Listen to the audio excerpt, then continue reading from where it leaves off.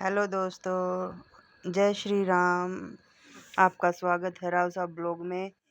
जो हमारी मैंने आपको कल एक पार्ट में अपनी कहानी सुनाई थी। आज हम आपको दूसरा पार्ट बताते हैं अपनी कहानी का, जहां मैंने आपको पिछले पार्ट में बताया कि भाई कैसे क्या हुआ क्या नहीं हुआ। अब हम आपको बता रहे हैं। बेटी हो गई थी, अच्छे से गृहस्थी चल रही थी। उसके 2 साल बाद एक बेटा हो गया। भी लाइफ अच्छी हो गई, 2 बच्चे हो गए, छोटी सी फैमिली और प्यारी सी फैमिली बन गई। इसके बावजूद आगे हम अपनी गृहस्थी में मस्त थे। अपना चल रहा था खाना पीना था।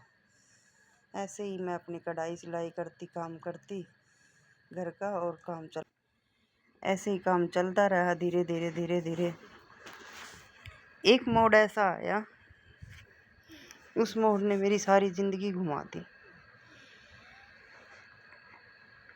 आप लोग सोच नहीं सकते, मेरी ज़िंदगी सारी उलट पुलट हो गई। मैं संतुष्ट थी जहाँ तक मेरा काम चल रहा था, और भाई अपनी सिलाई विलाई कर लेती थी। हस्बैंड भी इधर उधर करके अपना थोड़ा बहुत कमाई लेते थे। एक एक्सीडेंट हुआ मेरी ज़िंदगी में। मेरे हस्बैंड को माइंड में चोट लग गई, और माइंड की चोट एक ऐसी चोट होती है दोस्तों कि उसको कभी भी हम ये नहीं कर सकते कि क्या पता डॉक्टर कह दे ज़िंदगी भर ऐसा ही रह जाएगा। उसमें डॉक्टर कभी खुल के ये नहीं कहते कि हाँ ये ठीक हो जाएगा। उसकी एक टाइम पीरियड नहीं होता कि हाँ इतने दिन में ठीक हो जाएगा और बिल्कुल ओके हो जाएगा, ये हो जाएगा वो हो जाएगा। डॉक्टर इसमें क्लियरिटी कभी नहीं कहते।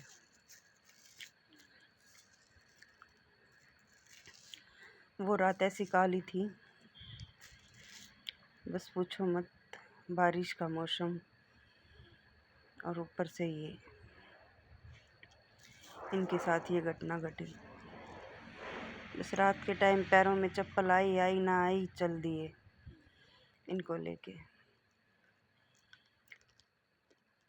डॉक्टर ने बोल दिया भाई कुछ नहीं कह सकते, कब होश आएगा और कब क्या होगा।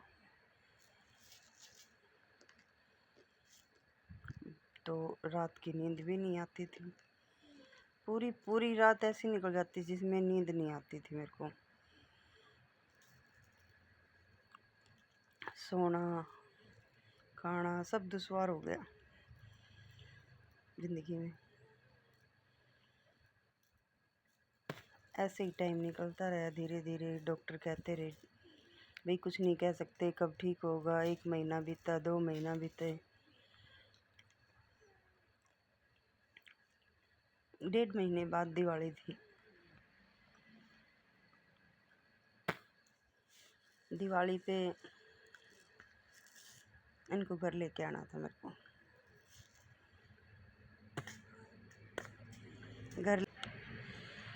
घर लेके आई, और फिर घर घुसी तो इतना रोना आया, इतना रोना आया। 1.5 महीने में घर घुसे और फिर भी बोले नहीं, ठीक नहीं हुआ अभी। कुछ भी नहीं कह सकते। गांव के लोग तो देखने आते थे तो ये कहते थे ये तो इसके पीछे पागल है, ये बचेगा नहीं। ये बहू तो इसके पीछे पागल हुई सेवा कर रही है, ये बचेगा नहीं। गांव के लोग आपस में ऐसी ऐसी बातें करते थे, बस पूछो मत। पर मैंने कभी हिम्मत नहीं हारी। एक आंटी ने हॉस्पिटल में मेरे को कहा था, बेटा हिम्मत मत हार, जो होगा वो भगवान अच्छा ही करेगा। रो मत, डट के मुकाबला कर। मैंने खूब मेहनत की इनके साथ भी। परिवार ने भी खूब सपोर्ट किया उस टाइम पे। मैं ये नहीं कह सकती मैं अकेली कुछ नहीं कर सकती थी। परिवार ने काफ़ी अच्छा सपोर्ट किया, बहुत ज़्यादा। भी हर टाइम अपने भाई के पास आके दवाई दिलाना, फलाना का दिगड़ा, ये वो, नहलाना पिलाना, सब कुछ काम करवाते थे मेरे साथ मिलके। लेकिन उस बीच भी घर वालों का ऐसा ऐसा दौर आया है, मैंने ऐसे ऐसे चेहरे देखे, मेरे ऊपर बीत क्या रही है, लोग क्या क्या बातें कह रहे हैं। मेरा मन जानता है मैंने कैसे बीती। आज सोशल मीडिया पे एक साक्षी बहन, रितु बहन और सरिता बहन आई हुई हैं हस्बैंड को लेके। इनको भी काफ़ी टाइम हो गया, मुझे इतना लंबा प्रोसीजर नहीं हुआ था। इनको थोड़ा सा जल्दी ही होश आ गया था, लगा लो। अब होश तो उनको भी है, पर उनको चलाने डुलाने में बहुत दिक्कत आ रही है। सबसे बड़ी बात यही थी मेरी ज़िंदगी में कि मैंने वो दौर एक ऐसा निकाला चुप रह के, नहीं तो ऐसी ऐसी बातें कह देते थे मेरे से। इनको इतना ज्ञान उस टाइम पे मैं नहीं कह सकती था, क्या बोलना है, क्या कहना है, क्या नहीं कहना है। गुस्सा आना बहुत ज़्यादा। जब 5 महीने बीत गए थे तो ट्रू कॉस्मेटिक नलकी निकाल के और धीरे धीरे आवाज़ आने लगी थी इनकी। और आवाज़ आई तो ऐसे बोलते थे, बस शर्म से मर जाती थी। किसको क्या कहूँ, कुछ नहीं पता था क्या बोल रहा हूँ, क्या कह रहा हूँ, क्या नहीं कह रहा हूँ। हर चीज़ फेस करके धीरे धीरे मैंने 2 साल में इनकी रिकवरी इतनी हो गई, समझने भी लगे थोड़ा थोड़ा, भी अपने आप घूमने फिरने भी लगे थोड़ा थोड़ा बैत के साथ में। 2 साल कंप्लीट इनके साथ हमेशा, आज भी साथ ही रहती हूँ वैसे तो, पर 2 साल बिल्कुल पूरे मैंने ऐसे निकाले, 1 सेकंड के लिए भी नहीं छोड़ा। और अब जो परिस्थिति है वो इतनी है, मेरे पास है, मेरे सिर का ताज है। नहीं तो कंडीशन ऐसी बना दी लोगों ने मेरी, मैं जहर खा के मर जाऊं तो गम नहीं है। दुनिया में हर कुछ होता है, हर चीज़ होती है।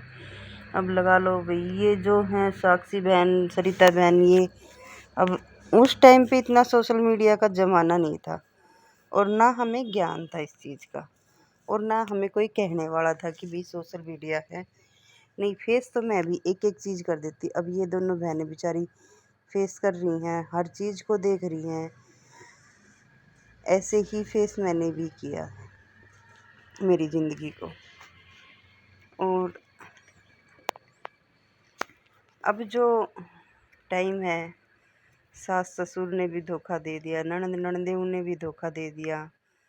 अरे परिवार तो रहा ही नहीं, क्या चीज़ है। बच्चे और मैं और मेरे हस्बैंड अपनी छोटी सी ज़िंदगी, अपने काम, खुद के काम से घर चला रही हूँ मैं, उनका एक पैसा नहीं लेती।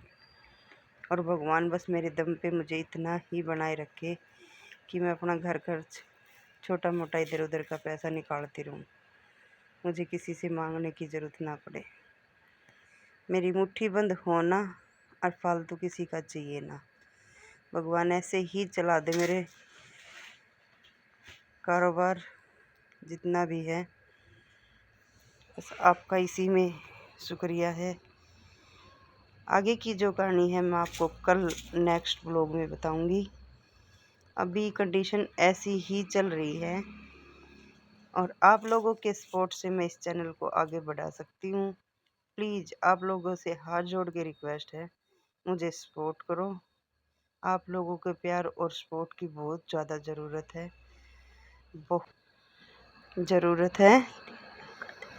और हमें अभी मेरा मतलब खर्चे का टाइम आया है। बेटे की पढ़ाई सब कुछ अभी करना है। तो अभी आपसे हाथ जोड़ के रिक्वेस्ट है कि मेरे चैनल को सपोर्ट करें और ज़्यादा से ज़्यादा लाइक शेयर कमेंट सब्सक्राइब करें। जिस भी मेरे बहन भाई को मेरा चैनल पसंद आए सब्सक्राइब करें।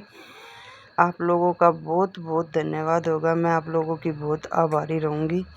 प्लीज़ आप लोगों से रिक्वेस्ट करके कह रही हूँ, इस चैनल को आगे बढ़ाने में मेरी मदद करें। धन्यवाद। आप लोगों का प्यार ऐसे ही बना रहे। देखते हैं आप लोग मुझे कितना प्यार और सपोर्ट करते हो। धन्यवाद।